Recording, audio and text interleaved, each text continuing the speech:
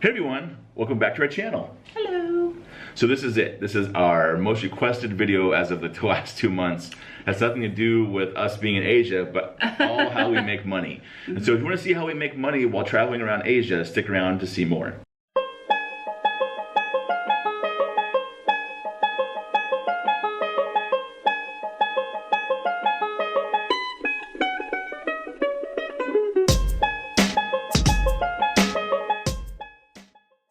Okay, you guys, so here it is. Now, before we get started and explain all of this to you, make sure you hit the subscribe button. Do you see it right here, right down at the bottom? That way you can see exactly how we spend the money in Asia. The question is, are we surviving in Asia and saving money? The answer is easily yes. But how are we doing it? Well, by teaching online. Teaching online, yeah. Now, it's an interesting, how did we come to this conclusion? I think it's something some people know if you've watched our previous vlogs, so if you haven't, scroll down and do that. But we actually originally spent most of 2017 trying to go to China. We wanted to go to China for a year and actually teach in classroom in China. And China has made it increasingly more difficult for you to teach there. They've changed a lot of regulations, and anyway, it's just very difficult to get in to teach in China. So we kind of got the rug pulled out in August of last year, so that's most of our year wasted. And then we started talking about Vietnam, and we actually found a job in Vietnam. So we went and got there, and we quit on the first day. It was nothing as advertised. The schools were not air conditioned. The curriculum was not set up for us. We were supposed to teach a class. The very next day we arrived or talked to the people, and they had no curriculum for us whatsoever. So we supposed to show up in an air conditioned class full of 50 kids to teach them, and we had no idea what we were doing. And no support. They were going to provide us an apartment. It ended up just being a really dirty room with a bathroom, and it was just a nightmare. I completely lost my crap. Check out the link and you'll see. Yeah, it's perfectly titled Amanda Loses It, because it happened. So we quit our jobs the first day in Vietnam, and so now here we are. We're in Asia, no job, no prospect. What do we do? So we started researching, and we found teaching online, teaching English online. You always see those ads pop up on Facebook. Teach online with this company or that company. It looks like a scam. A scam. And we're here to tell you, guess what? It's not. It's not. It's actually a legitimate thing. So what we did in prepping for China was we actually completed a 160-hour TEFL course. And that's required for, TEFL means teaching English for foreign language. So basically you need that if you're planning to teach anyone in any other country English. So you need that if you're in classroom, you need that if you're online. So we actually already had that, so that's great. That's one thing we needed, we had it. We're native English speakers, obviously, and that's a big thing. When you're teaching English, they want you to be a native English speaker. And we both had teaching experience. His mostly with adults, mine mostly with kids. And so we had great qualifications to just kind of go in and start interviewing, so that's what we did. There are literally 50 or so schools online right now that give you the ability to teach online. Most of them are through schools in China. However, there are some in the Middle East, some all over the world, but Russia. Yeah, but mainly China. Countries. So the three big ones I know, heavy hitters that you maybe heard of, are Landy, Dada ABC, and VIP Kid. VIP Kid actually is probably the most famous. It's probably the most popular. They do the most advertising because they're actually backed by, what's his name? Jack Ma of Alibaba. Who owns Alibaba. So if you've never heard of that, it's like a massive, producer of products out of China. But he actually backs that company. They require a degree, and they're a bit harder to be hired with, but they're a big heavy hitter. They're not who we chose, but they're a big heavy hitter nonetheless. Now I know you're wondering, who did we choose if it wasn't VIP Kid? Well, we had a lot of job interviews. We had probably 2 or 3 a day at some point. For a while. Yeah, and so most of the jobs we were actually offered. We were offered jobs. I'm not really sure if they're just desperate or they had that many teachers or what the case was, but most of the times we interviewed, they'd offer us a job on the spot, which is great. But some paid $25 an hour, some paid $12 an hour. It all depends on what you have. But overall, all these factors went into play, and so we decided on Dada ABC. Now there are several reasons why we chose them. One, they have a great reputation. and they schedule your classes for you. So that was something we did not want to do, is have to do the super salesy, like, you want to pick me kind of thing. It's just not my thing. So we wanted them to schedule classes for us, and they did. Our schedules remain full. We have formal students, we have regular students all the time in our time slots. The other reasons why we picked them is they had a great reputation for paying on time. One sort of nerve-wracking thing about starting this is they are companies in China, so you don't know if they're actually going to pay you. Like, you just don't know. So you kind of go into it blind, and they had a good reputation for having paid people, actually paid, and paid on time. And then the other reason is we wanted a certain amount of hours. We knew what our budget was and what we had to work at a certain pay rate in order to survive properly while traveling. And Dada is the only place that could offer us that number of hours each. So there are some drawbacks of teaching at online and at Dada all around, but it same goes any other school. Some kids can be pretty bratty. They have the emperor syndrome in China a little bit, the one only child, so they kind of treat you not so well, as you can see here. But also sometimes it's difficult to keep their attention, and they'll stare at you like this. Or you have to do these. So it's not all fun and games. They will tell you about this part, some of the native aspects of teaching online. So I know this is going to seem like such a whiny thing compared to what teachers in the States have to do, but after every class, whether we have 2 classes or whether we have 6 classes, we have to do what they call an assessment report. That's right. Assessment report is basically a report to the parents on what we did in the previous lesson. So we have a minimum of what we have to type. So we have to give them a grade for the day, what we learned about, the chapters we went over, things they were good at, things they were bad at, and homework. The kicker is you don't get paid for this class until they approve your assessment report. So even though you taught the kid, even though you did all of this, you have all these guidelines you have to live under in order for this assessment to be approved and you actually to get paid for the class. So 24 hours to complete the lesson reports as well. So right now we finished class last night teaching 6 classes. So we have 6 lesson reports we have to do by this evening when we do more class. Yes, so you don't want them to add up. It's really tough on Saturday and Sundays when we have classes in the morning and I have classes in the evening, but he also has classes in the afternoon. So you try to hurry up and finish them, so by the end of the day you don't have 18 reports that you have to do and it takes you 2 hours. Like, it would take forever. Plus, you don't always remember what you did. So during classes, we have papers where I'll jot down what we're talking about. I'll jot down, like, for example, this kid was eating nuts and it was driving me insane. So I'm going to put that on where we need to improve. Maybe let's not eat. You know, some of those kind of things. Or if the parents are feeding them answers and it's kind of hindering the kid from learning. So we make notes, words they're having trouble with, so that makes it a lot easier for us when we go in to do our assessment reports so we can kind of remember what happened. The biggest frustration for me, I think, is we got to write these reports to all the parents and none of them usually speak any English whatsoever. And so the reason why they're pushing their kids to speak English is because it gets them a better station in life and everything else. So we do all this stuff. We're not really sure if they read it or not because we never really get any feedback from the lesson reports. There is Google Translate, which is really awesome, built into the platform, so they can translate it. But you know how Google Translate works. It's really loosely based. Usually for 6 classes, I can get the reports done in about an hour. So it doesn't take me a whole heck of a lot of time. I don't always do them the night of. A lot of the time I'll do them the next morning, just because I feel like I have a clearer head and it's easier for me to do it. So that's the one downside of online teaching is the lesson reports. That's with any company, not just our company. Now, on the other hand, all of those things having been said, sometimes you get a great kid. You get kids that love you and they get excited to see you every week. Like, I have a girl, she's 12. She was so pumped to tell me what her final exam scores were. Like, she was so proud of herself. She wants to be a doctor. You know, like, you get kids like that that really want to invest in you and ask you questions and actually care about you in addition to you caring about them. So you get those gems too. It's really cool, yeah, and they love talking about, if you get interested in them, they'll love to talk about themselves. I had a kid, well, inserted here.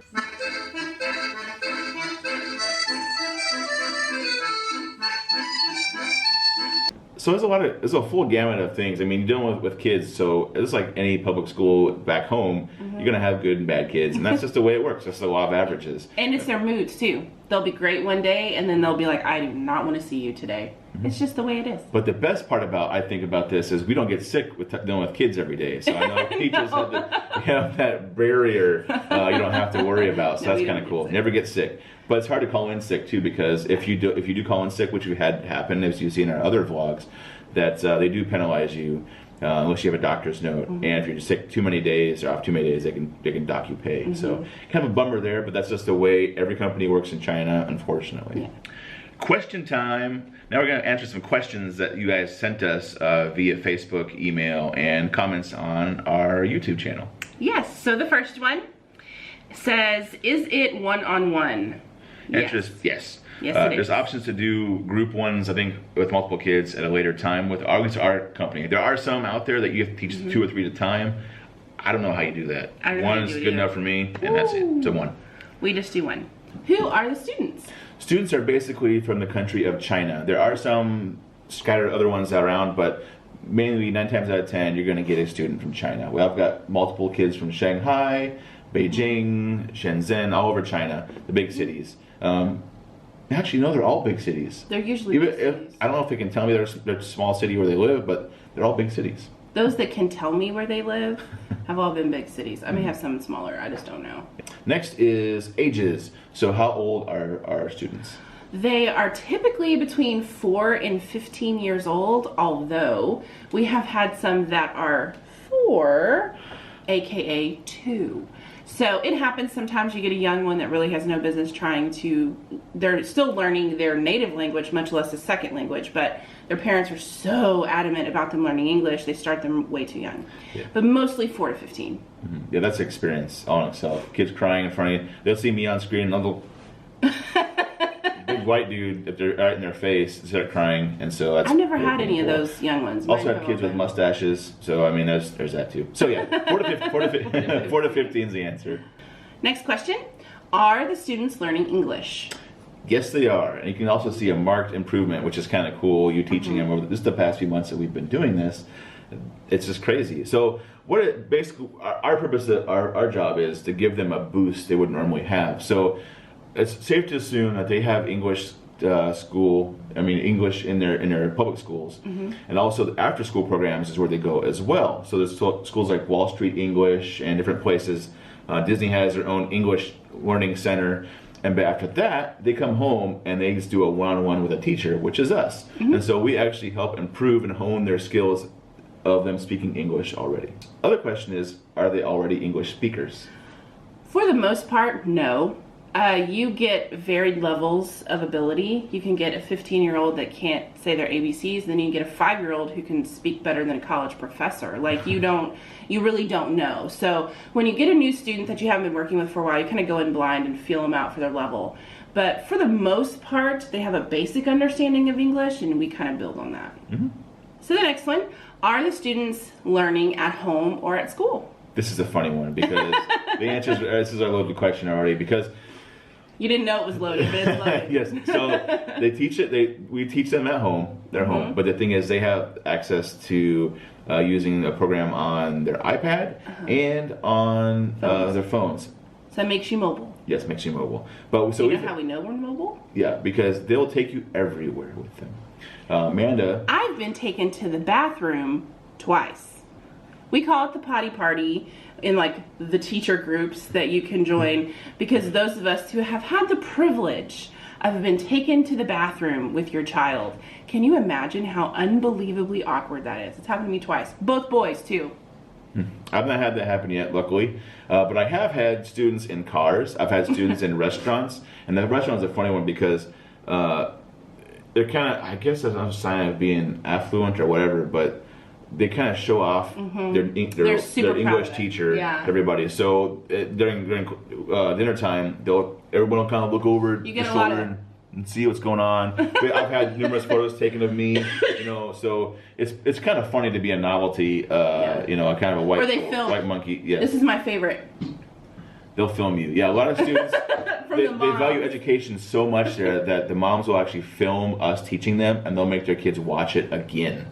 So it's kind of a cool thing. I wish education was that valued in the United States, because I don't think it is, they work unfortunately. Really hard. They work really hard.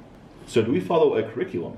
We do. What's great about this is they actually load all of the lessons and units for you. So you get on and it looks a lot like a PowerPoint presentation, but it's interactive. So the kid can actually be interactive with you. So they have tools where you can get on, you can type, or you can do a whiteboard and you can draw. Like, it's very interactive, it's very cool. So they can answer questions and write things and draw and color. They have different color options. So it's very much like a PowerPoint. So the curriculum, yes, definitely provided. Now, they also assess the kids to start with before you end up with them in your class. And so different varied levels for all of the courses, but they're all pretty much structured the same way. Okay. So next question, do we have to prepare lesson plans? Yes and no. We did when we first started teaching, but we found that they schedule our stuff so weirdly. Weird, yeah. That we'll have one student one day, and we'll look at during class time while we're teaching, and all of a sudden I'll pop up and notice that we have a new student, and they've switched somebody else out in and out. So it's really hard to prepare. It's hard to prepare. You can prepare if you want to, but it's pretty good curriculum and pretty well set up, so you can just point and click right when you get the student on screen. So we've been doing this since November, so we're getting to where we'll recognize the names of the lessons, and we would have already taught it before, so we'll know how to deal with it and what's going to happen and all of that. So it's not a big deal. Some are better than others. Some are definitely written by a Chinese person. Some are written by an English, UK person. Yeah, it depends on what kind of subject you get or series of books. But some do not make any sense. Like you had to learn ABCs, and one with the word for Y was yacht. I mean, really, is that really what word you want to use for Y? My favorite is instead of mom, it says mum. Mum, yeah, it's definitely a British person. And then instead of eraser, it says rubbers. And instead of cookies, it says biscuits. Yeah.